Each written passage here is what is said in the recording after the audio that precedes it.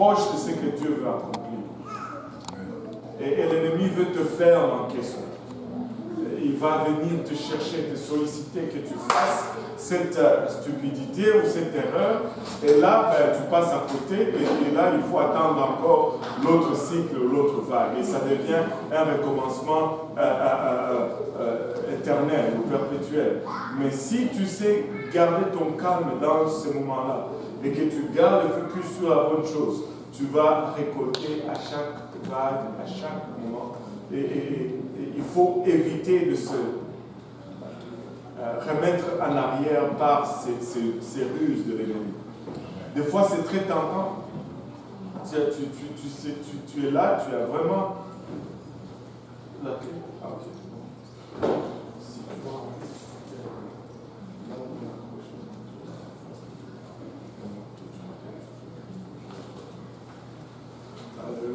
Et c'est comme si tu as vraiment, et ça, je leur ai dit, je pense depuis la fin de l'année passée jusqu'à tous les débuts de cette année, le tout, ce n'est pas d'avoir raison, mais c'est aussi de bien faire. Il faut bien faire. C'est quand on fait bien qu'on récolte le fruit. Tu sais, c'est pas le fait d'avoir raison qu'on récolte le fruit, c'est quand on fait bien qu'on récolte le fruit. Donc il faut vraiment, comme Église, faire attention à tout ce qui se fait autour et garder le focus sur les âmes et sur ce que Dieu est en train de faire. Amen. Alléluia. Pouvons-nous battre nos mains pour ces trucs?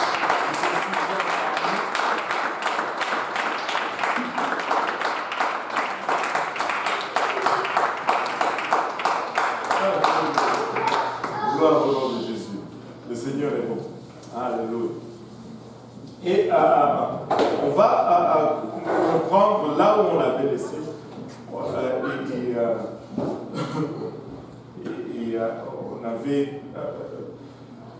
On est entré dans le Nouveau Testament et explorons la parole de Dieu. C'est vraiment ce voyage à travers la parole de Dieu où on souligne les grands événements, les grandes doctrines, les grands enseignements, et on voit un peu la structure, l'origine et comment la Bible est faite.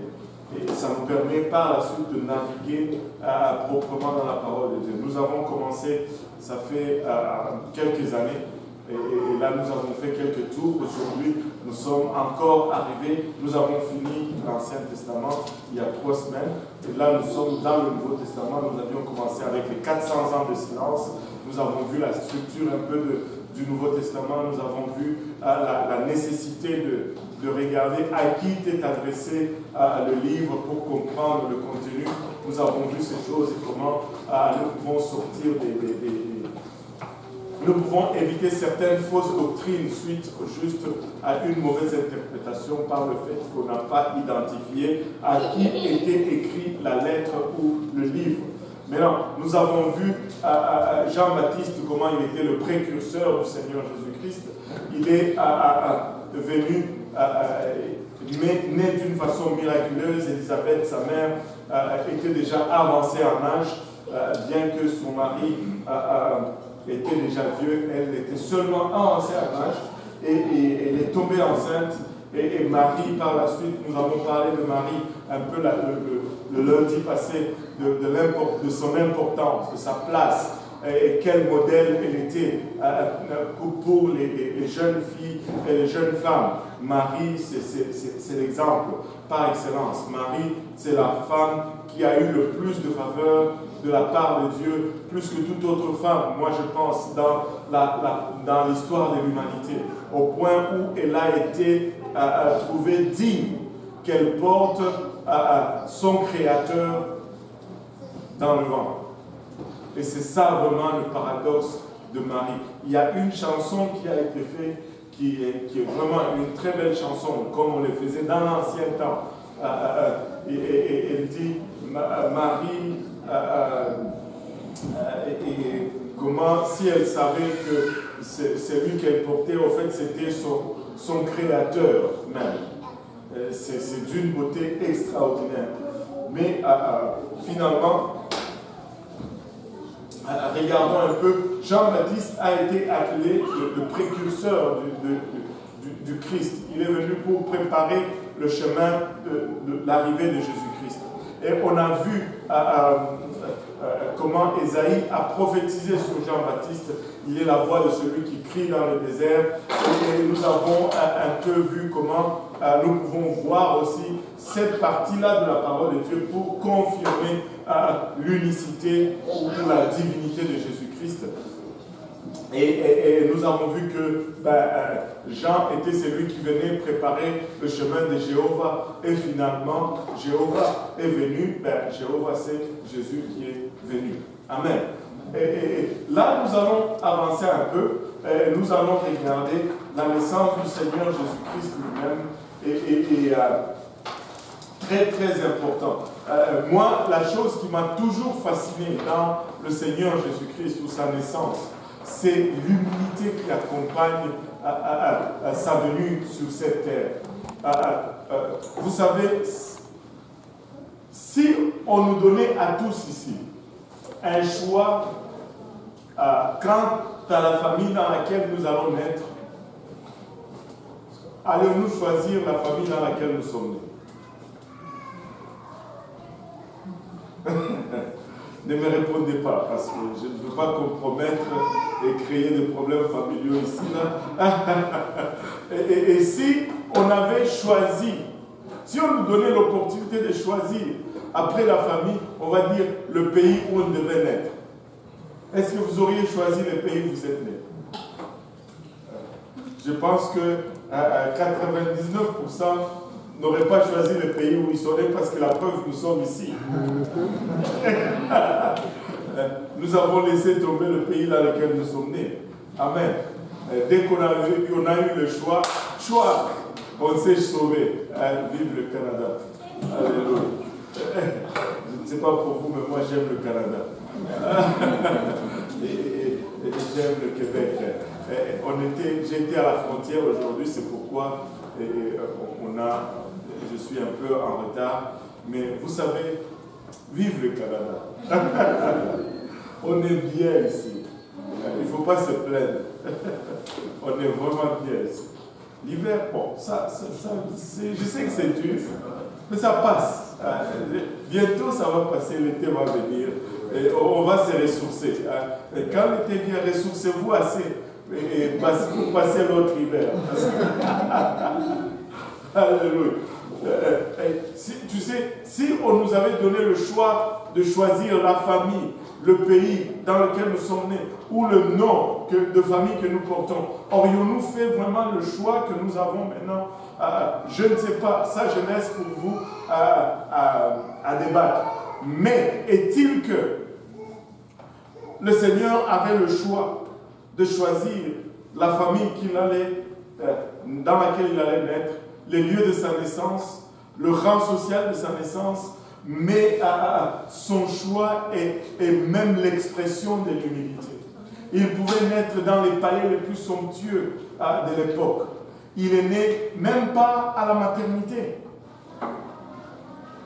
Dans une étable, c'est là où il est né. Chez nous, on s'est moqué des gens quand ils disaient par exemple sur leur certificat de l'attestation de naissance, on disait né à Bukama. Bukama, c'est un village, il n'y a pas de maternité. Et là, on se disait, est-ce qu'il y a même une maternité à Bukama? Toi, tu es sûrement né à la maison.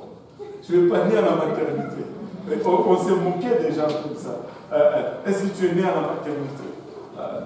Il n'est pas né à la maternité, il est né dans une étable. Quelle simplicité! Dès le départ, dès sa venue, on voit déjà l'empreinte de l'humilité dans le Seigneur. Je pense qu'une des premières leçons que tout homme doit apprendre du Seigneur, c'est l'humilité. Et le Seigneur, il est tellement humble, mais plus nous nous approchons du Seigneur, plus nous devons démontrer le caractère du Seigneur. Amen. Plus nous nous approchons de lui, plus nous devons lui ressembler. Et plus nous lui ressemblons, un des caractères qui doit émaner de nous, c'est l'humilité. Amen. Je ne sais pas si je le dis assez, mais l'humilité, je pense que c'est notre pierre d'achoppement, notre première pierre d'achoppement. Je pense que si nous avions une bonne dose d'humilité, même nos faibles efforts allaient produire plus de résultats que ça produit maintenant. L'humilité nous fait beaucoup de dégâts parmi nous. Je veux dire, c'est manque d'humilité. Mais nous devons vraiment travailler là-dessus. Dans une étable, il y avait un recensement à l'époque de sa naissance. Ce recensement a conduit Marie et Joseph à quitter leur territoire pour aller s'enregistrer dans leur territoire d'origine. Parce que Quirinius voulait savoir combien il y avait de Romains et combien il y avait dans son empire, en fait. Et si nous allons dans le livre de... On va dire Luc.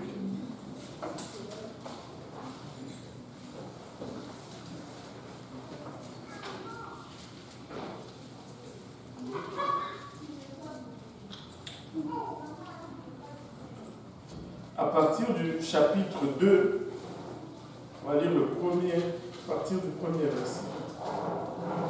En ce temps-là parut un édit de César Auguste ordonnant un recensement de toute la terre. Ce premier recensement eut lieu pendant que Quirinius était gouverneur de Syrie.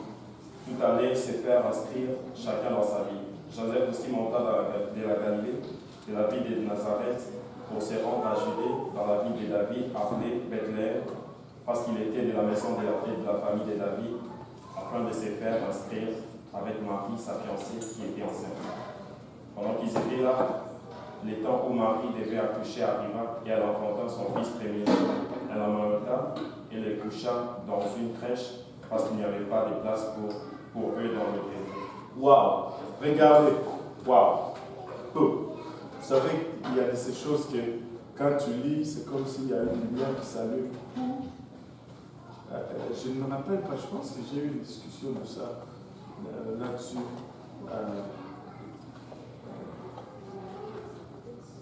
Avec quelqu'un. C'est vrai. Anyway, on va partager cela. Regardez, la Bible nous dit Joseph aussi monta de la Galilée, de la ville de Nazareth, pour se rendre en Judée dans la ville de David, appelée Bethléem, parce qu'il était de la maison et de la famille de David. Là, on souligne déjà ici l'origine du Seigneur, le fait qu'il est un descendant direct de David. Et afin de se faire inscrire avec Marie, sa fiancée, qui était enceinte. Il dit, la Bible dit Marie, sa fiancée. Or, Joseph avait déjà pris Marie pour éviter qu'elle soit exposée et lapidée, et qu'elle soit diffamée. Amen. Mais la Bible dit encore Marie, sa fiancée. Pourquoi est-ce que la Bible dit encore Marie, sa fiancée? Parce que la Bible nous dit aussi que Joseph n'a pas connu Marie jusqu'à ce qu'elle ait accouché. C'est l'intimité qui scelle le mariage. C'est l'intimité vraiment qui scelle le mariage, qui scelle plutôt le mariage. Et donc, il ne l'avait pas encore connue, donc elle était encore sa fiancée. Donc, ils sont allés là, ils ont cherché une place à l'hôtel, il n'y avait pas de place à l'hôtel. Finalement, en arrière, quelque part dans une étable, et Joseph a amené sa femme là. Je ne sais pas s'ils ont dû pousser quelques moutons ou quelques vaches et pour pouvoir avoir une place sur la paille. Et là, Marie a accouché du Seigneur, en fait, le créateur même de tout l'univers est venu au monde dans une simplicité, une humilité extrême ou incroyable. Et là, il n'y avait pas de prince pour venir le visiter. Il n'y avait pas de roi pour venir saluer. Vous savez, quand un bébé royal né, il y a les paparazzis qui sont là, il y a telle et telle vedette est allée là-bas, mais lui, rien de tout cela. Personne. Juste quelques animaux. Alors que c'est lui qui tenait toute la terre dans sa main. Juste extraordinaire. Regardez qui il y avait. Verset 8. Il y avait dans cette même contrée des bergers qui passaient dans les champs les veilles de la nuit pour garder leur vie. Et voici un ange du Seigneur leur apparut de la gloire du Seigneur restendue autour d'eux. Ils furent saisis d'une grande frayeur. Mais l'ange leur dit, ne craignez point car je vous annonce une bonne nouvelle qui sera pour tout le peuple des sujets d'une grande joie. C'est qu'aujourd'hui, dans la ville de David, il vous est né un sauveur qui est le Christ, le Seigneur. Et voici à quel signe vous le connaîtrez. Vous trouverez un enfant ameuté et couché dans une crèche. Et soudain, il s'est joigni à l'ange, une multitude de l'armée céleste louant Dieu et disant gloire à Dieu dans les lieux très hauts, paix sur la terre et bienveillance envers les hommes. Lorsque tous les anges eurent quitté pour retourner au ciel, les bergers se dirent les uns aux autres. Allons jusqu'à Bethléem et voyons ce qui est arrivé, ce que le Seigneur nous a fait connaître. Wow, regardez, d'abord, une chose à souligner. Après 400 ans de silence, là on est environ à un an et demi à peu près, depuis que l'ange a annoncé à Élisabeth qu'elle allait enfanter, mais il y a déjà 3 visitations angéliques. L'ordre a vraiment changé. 3 visitations angéliques dans un an et demi environ, après 400 ans de silence. Et non seulement 3 visitations angéliques, mais cet ange donne la nouvelle. Mais après qu'il ait donné la nouvelle, il y a eu toute une cohorte angélique du ciel qui s'est jointe à lui et ils ont commencé à chanter Hosanna, Hosanna, Hosanna. C'est tout simplement magnifique, tout simplement merveilleux. Et tous ces gens se sont retrouvés pauvres bergers. À contempler des anges. On n'en parlait même plus. Vous pouvez imaginer leur surprise, mais en même temps leur joie par rapport à la nouvelle qu'ils venaient juste de recevoir. Et ils se disent, allons voir. Allons voir maintenant ce que les anges nous ont amené, si c'est vraiment vrai. Et finalement, ils sont allés, et c'était les seuls visiteurs qui sont allés visiter notre Seigneur dans sa maternité. Juste quelques bergers dont on ne connaît même pas le nom. Dans la simplicité totale. Simplicité totale. Et ces bergers sont allés là, c'était les seuls qui sont allés là. Là, on va profiter pour corriger un peu cette scène de nativité qu'on fait toujours. Le jour de sa naissance, il n'y avait pas de mage. Il y avait juste les bergers qui sont allés à la crèche pour le voir. Les mages sont arrivés beaucoup plus tard, 2 ans plus tard que les mages sont arrivés. 2 ans plus tard, les mages venaient de loin. Premièrement, premier argument, mais on va le voir tout à l'heure, la démonstration que les mages n'étaient pas dans la crèche, les mages sont arrivés à la maison, pas dans la crèche. Amen. Donc, prochainement que vous allez voir une crèche quelque part, enlevez les 3 mages, laissez seulement les bergers, et parce que vous êtes soucieux de la vérité. Amen. Non, je blague. On se calme. Alléluia. Mais l'autre particularité de la naissance du Seigneur, c'est tout simplement comment ça a été prédit de le départ. Depuis le jardin d'Éden, cela a été prédit. Amen. Depuis le jardin d'Éden, cela était prédit. Et par la suite, tout le long, on n'a fait que l'attendre, jusqu'à ce qu'il est arrivé. Mais les lieux de sa naissance, ça a été annoncé. Beaucoup de choses ont été qu'il serait né d'une vierge. Il y a tellement de choses qui ont été dites sur sa naissance. C'est tout simplement extraordinaire. Aujourd'hui, ça va être une étude un peu particulière parce qu'on va on va faire comme à l'école. À l'école, on fait des interros, on fait des examens. Mais il y a une chose particulière qu'on aime beaucoup à l'école. C'est la récréation, voilà. Qui a dit la récréation? Ah, toi tu as été à l'école. Vraiment la vraie de vraie. Où on attendait la récréation. Vraiment, tu peux nous faire une pause? On va juste faire une pause. On est en folie.